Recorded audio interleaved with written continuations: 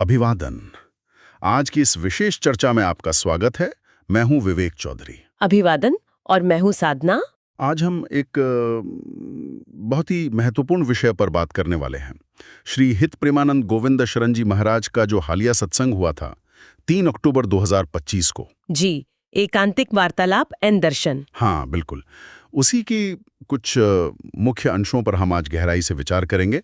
हमारे पास कुछ प्रश्नोत्तर हैं जो उस सत्संग में पूछे गए थे। जी, और ये प्रश्न जीवन की उलझनों से जुड़े हैं, साधना के मार्ग से, आध्यात्मिक उन्नति से, कई गहरे सवाल हैं। और महाराज जी के विचार।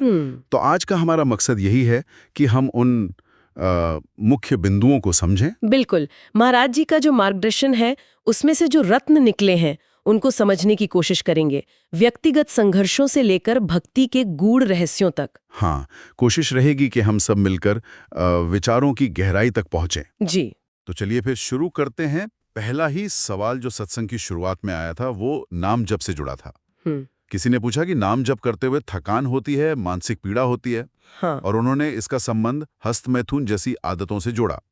ये शायद आजकल के युवाओं की एक आम समस्या हो सकती है। बहुत संवेदनशील और महत्वपूर्ण प्रश्न था ये, विवेक। हाँ। महाराज जी ने इसे बहुत स्पष्ट रूप से समझाया। उन्होंने कहा कि देखो, नाम जप में या भजन में थकान या बोझ लगना ये सामान्य नहीं है। अच्छा। अगर ऐसा हो रहा है तो ये अक्सर हस्तमैथुन जैसी जो इंद्रिय जनित वासनाएं हैं, गलत आदतें हैं, उनका परिणाम होता है।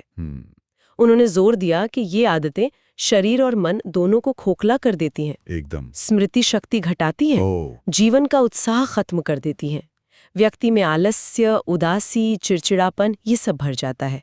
और उन्होंने आज की युवा पीढ़ी में इसके बढ़ते चलन पर चिंता भी जताई। हाँ, क्योंकि ये जीवन की जो सबसे कीमती ऊर्जा है, ओज, बिल्कुल उसी को नष्ट कर देता है। ये तो वाकई गंभीर बात है। ये सिर्फ आध्यात्मिक प्रगति में बाधा नहीं है, बल्कि जीवन की गुणवत्ता भी गिराता है। निश्चित रूप से। तो फिर समाधान क्या? महाराज जी ने कोई व्यावहारिक उपाय बताया? नहीं, बिल्कुल। महाराज जी हमेशा समाधान पर जोर देते हैं। उन्होंने साफ कहा कि इसका हल किसी बाहरी दवा या क्या कहते हैं टोटके में नहीं है। अच्छा। हल है व्यक्ति के अपने मजबूत इरादे में, अनुशासन में। कुछ ठोस कदम बताए उन्होंने।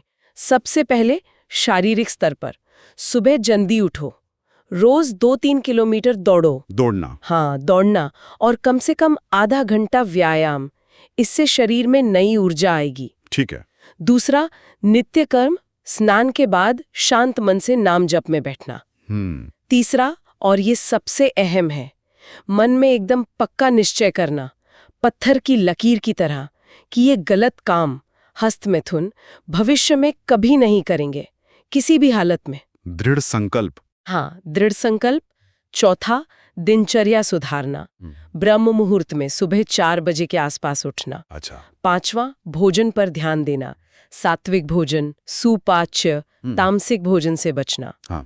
और इन सब के मूल में महाराज जी ने कहा कि इस संकल्प को निभाने के लिए जो अंदर की ताकत चाहिए, इच्छा शक्ति, वो कहाँ से आएगी? वो नाम जप से ही आएगी, भगवान के नाम जप से, खासकर राधा राधा नाम। अच्छा। नाम जप से ही संकल्प लेने की और उसे निभाने की शक्ति मिलती है। यानी ये सिर्फ इच्छा शक्ति का खेल नहीं है जी, शारीरिक शुद्धि भी है, मानसिक संकल्प भी, और आध्यात्मिक सहारा भी। बिल्कुल। हाँ। एक मिलाजुला समग्र प्रयास है ये। बहुत ही व्यवहारिक मार्गदर्शन। जी। चलिए व्यक्तिगत आदतों से आगे बढ़ते हैं। सत्संग में एक और बहुत मौलिक प्रश्न उठा जो अक्सर हम सबके मन में आता है कि भाई जीवन में जो हो रहा है क्या वो सब पहले से तय है, प्रारब्ध का लिखा, या हम खुद करता है, अपने भाग्य के निर्माता? हाँ, ये तो सनातन दर्शन का एक केंद्रीय प्रश्न है। बिल्कुल।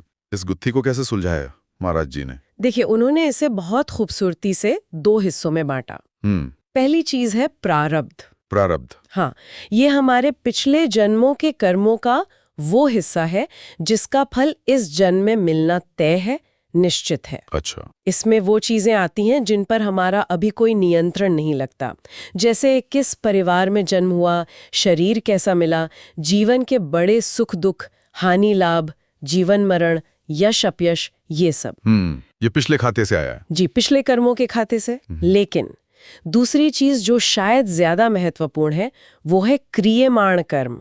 क्रियमाण कर्म। हाँ, क्रियमाण यानी वो कर्म जो हम अभी कर रहे हैं, इस क्षण अपनी इच्छा से, अपनी बुद्धि, अपने विवेक से। अच्छा। हम अच्छा सोचें, बुरा सोचें, अच्छा करें, बुरा करें, ये चुनाव हमारा है, ये पहले से लिखा हुआ नहीं है। तो यहाँ स्वतंत्रता है। बिल्कुल, यहीं पर स्वतंत्रता मिली है और यही क्रियमाण कर्म हमारे भविष्य को बनाते हैं और अगले जन्मों का प्रारब्ध भी इसी से बनता है। अच्छा, तो मतलब ये हुआ कि जो तय है उसे तो स्वीकार करना है शांति से। जी। लेकिन अभी क्या करना है ये हमारे हाथ में है। भविष्य आज के कर्मों पर है, ये समझना तो बड़ी राहत देता है। हाँ। इसी कर्म और चुनाव के संदर्भ में फिर गुरु की भूमिका कितनी महत्वपूर्ण हो जाती है, क्या इस पर भी बात हुई? गुरु की भूमिका, अरे उसे तो महाराज जी ने सर्वोपरि बताया है। एक सूत्र वाक्य कहा उन्होंने, मोक्ष मूलम गुरु कृपा। मोक्ष का मूल गुरु कृपा? हाँ, मोक्ष का, परम कल्याण का मूल ही गुरु की कृपा है। उन्होंने समझाया कि जब कोई निष्ठा से नाम जप करता है ना, तो उस जप का एक फल होता है सच्चे गुरु की प्राप्ति। भगवान की कृपा से मिलते हैं वो? हाँ, और फिर उन गुरु की कृपा का फल होता है भगवान की प्राप्ति। वाह। और ये भी कहा, मंत्र मूलम गुरु वाक्यम।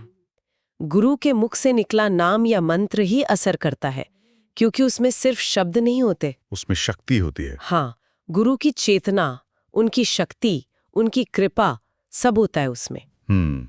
और महाराज जी ने इस बात पर भी जोर दिया कि गुरु को देखना कैसे चाहिए, सिर्फ एक टीचर या गाइड नहीं। तो कैसे?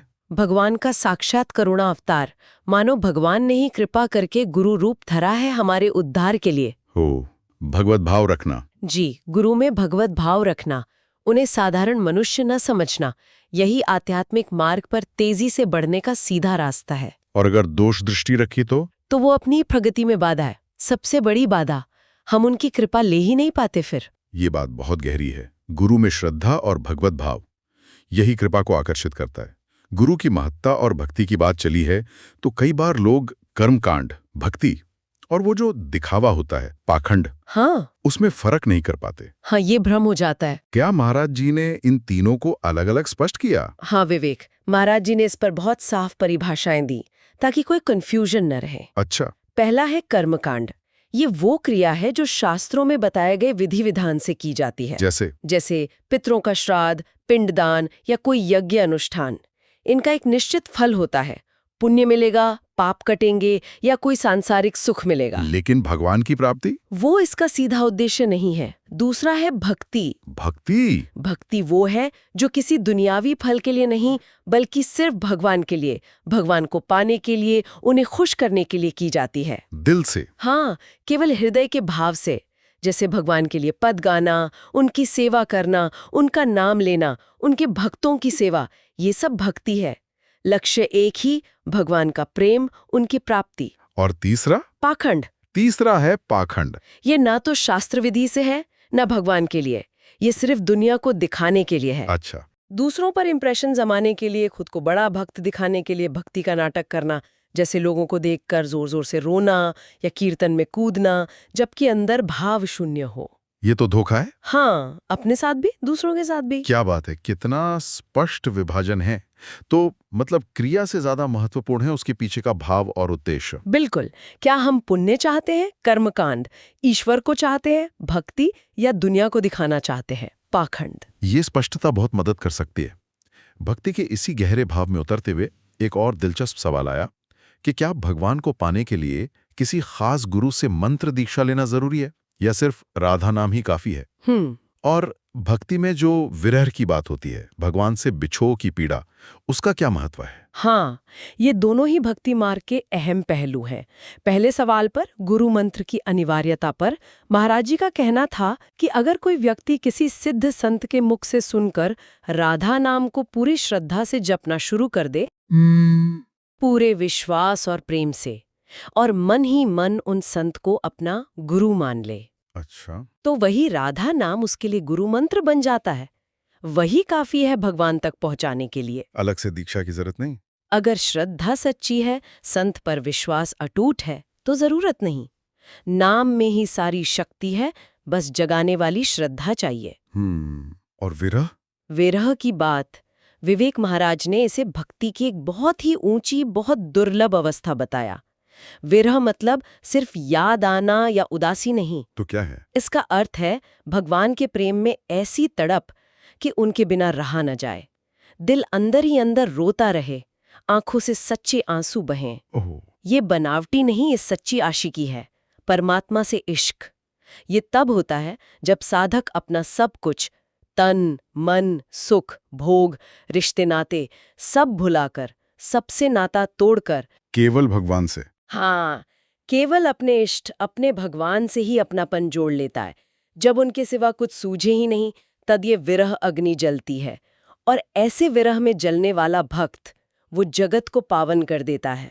ओ, विरह इतनी ऊंची अवस्था, ये तो प्रेम की पराकाष्ठा है। ये समझना ही अपने आप में का अनुभव है। हाँ। अच्छा, और इसी से जुड़ा एक और सवाल था, मेरी लाडली की ठसक हृदय में कैसे आए? हाँ, लाडली जी की ठसक यानी उनका वो स्वाभिमान, वो अंदाज, वो कैसे आए? जवाब भी उतना ही सीधा और गहरा। महाराज जी ने कहा, जब तुम अपना सब कुछ, अपना पूरा जीवन, तन मन धन, हर सांस, हर इच्छा बिना किसी शर्त के श्री लाडली जी के चरणों में रख दोगे, तब उनकी ठसक तुम्हारे हृदय में अपने आप आ जाएगी। जब जीवन में बस वही रह जाएंगी, एकमात्र सहारा, एकमात्र स्वामी, एकमात्र प्रियतम। जैसे मीरा जी ने कहा था, मेरे तो गिरधर गोपाल, दूसरो न कोई। अनन्यता। हाँ, ऐसी अनन्यता, ऐसा एकांतिक समर्पण होगा, तब उनके प्रेम का रंग, उनकी वो ठसक, वो स्वाभिमान तुम्हारे रोम रोम में भर जाएगा। पूर्ण आत्मसमर्पण से ही संभव है ये। जी। आध्यात्मिक गहराइयों से निकलकर अब जरा उन सामाजिक चिंताओं पर आते हैं जिनका जिक्र सत्संग में हुआ। महाराज जी का मार्गदर्शन सिर्फ व्यक्तिगत साधना तक नहीं, समाज पर भी उनकी पैनी नजर है। बिल्कुल। समाज में बढ़ता नशा, अनुशासन की कमी, तनाव भरी नौकरियां जैसे अस्पताल का काम और टूटते पारिवारिक रिश्ते, इन सब पर क्या विचार थे उनके? हाँ विवेक, महाराज जी ने इन मुद्दों पर बहुत गंभीरता से बात की, चिंता के साथ। उन्होंने समाज में बढ़ते व्यसन, खासकर युवाओं में नशाखोरी और व्यभिचार पर चिंता जताई। साथ ही राक्षसी प्रवृत्ति के बढ़ने का जिक्र किया। राक्षसी प्रवृत्ति मतलब अपने थोड़े से सुख के लिए दूसरों को बड़ा कष्ट देना, ये मानसिकता। इन सब का मूल कारण उन्होंने सत्संग की कमी, शास्त्रों के स्वाध्याय का अभाव और धर्म नैतिकता की उपेक्षा को बताया। अच्छा।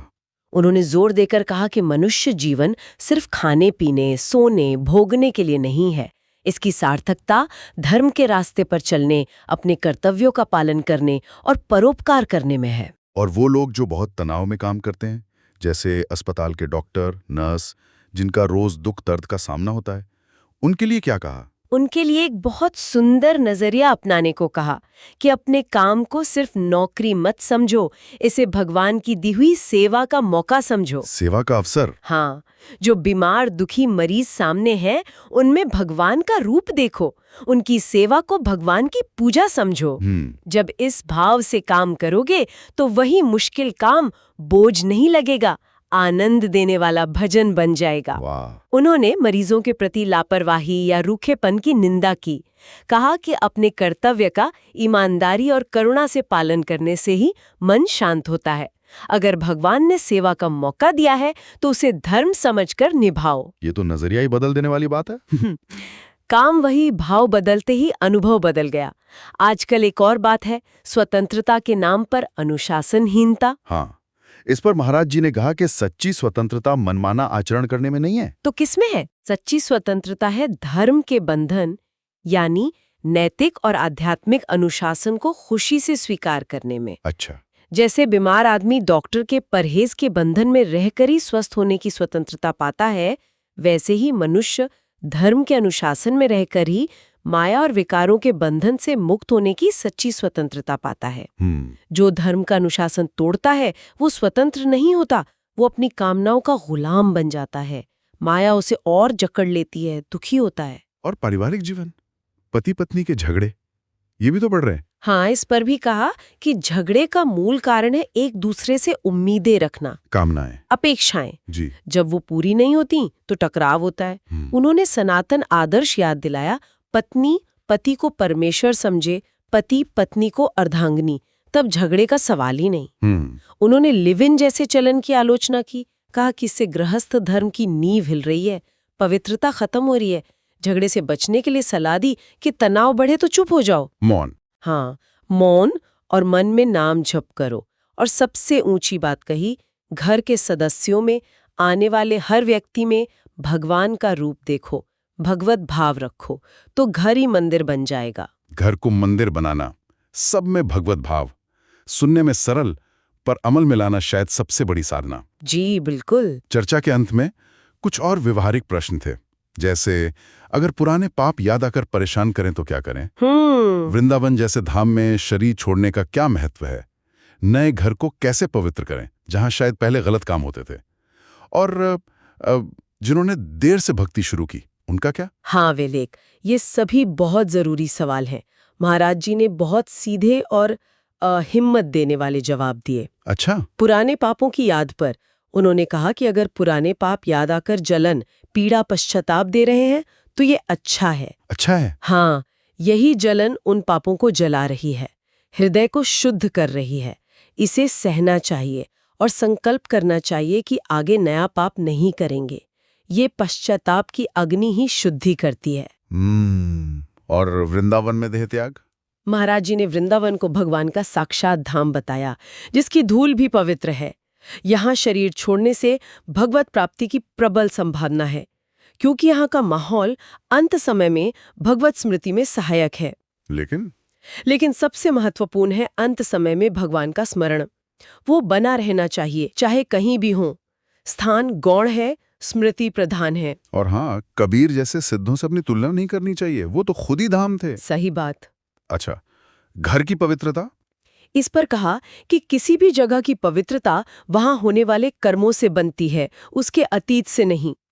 आप किसी भी घर में जाकर नाम कीर्तन करो, भगवत चर्चा करो, भोग लगाओ, तो वो पवित्र हो जाता है, स्वतः ही परम पवित्र हो जाता है।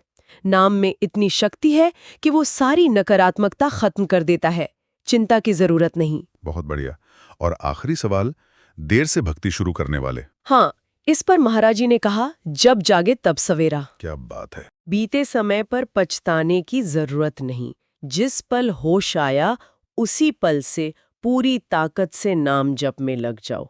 जब नाम की सच्ची लत लग जाती है ना, तो माया के आकर्षण फीके पड़ जाते हैं, मौत का डर भी नहीं रहता। नाम का आश्रय बहुत मजबूत है, और अगर भक्ति पूरी करने के लिए फिर से मनुष्य जन्म की इच्छा हो तो वो अच्छी इच्छा है, स्वाभाविक है। क्योंकि मनुष्य जीवन दुर्लभ है, छोटा है, इसे व्यर्थ न जाने दें। जब भी जागें तभी से जुट जाएं। बहुत ही अद्भुत और आशा जगाने वाले उत्तर। हर स्थिति में समाधान वर्तमान में सही कर्म, खासकर नाम जप और भगवत आश्रय में ही है। तो आज हमने श्री हित प्रेमानंद जी महाराज के सत्संग से आध्यात्मिक साधना की बारीकियों को समझा, जीवन की चुनौतियों के समाधान देखे, कर्म कृपा के रहस्य, भक्ति का असली रूप और भी बहुत कुछ। निश्चित रूप से विवेक। और अगर हम महाराज जी की बातों का सार देखें तो यही है कि सिर्फ सुनना काफी नहीं है, उसे जीवन में उतारना। बिल्कुल, उसे आचरण में लाना, खासकर निरंतर नाम जप करना, सात्विक जीवन जीना, अपने कर्तव्य निभाना, और सबसे महत्वपूर्ण, सब में भगवत भाव रखना। हाँ, हर जीव में, हर परिस्थिति में भगवान को देखना। यही वो साधना है जो असली बदलाव ला सकती है, जीवन को सार्थक और आनंदमय बना सकती है। और शायद आज की इस चर्चा के बाद हम सबके लिए एक सोचने वाली बात ये रह जाती है कि महाराज जी ने जो क्रियामान कर्म की स्वतंत्रता बताई है, उसका उपयोग हम अपने रोज के जीवन में कितनी जागरूकता से, कितने विवेक से कर रहे हैं। क्या हम वाकई अपने भविष्य के निर्माता बन रहे हैं या बस पुरानी लीक पर ही चल रहे हैं? राधे राधे। राधे राधे। अगले पॉडकास्ट में मिलेंगे।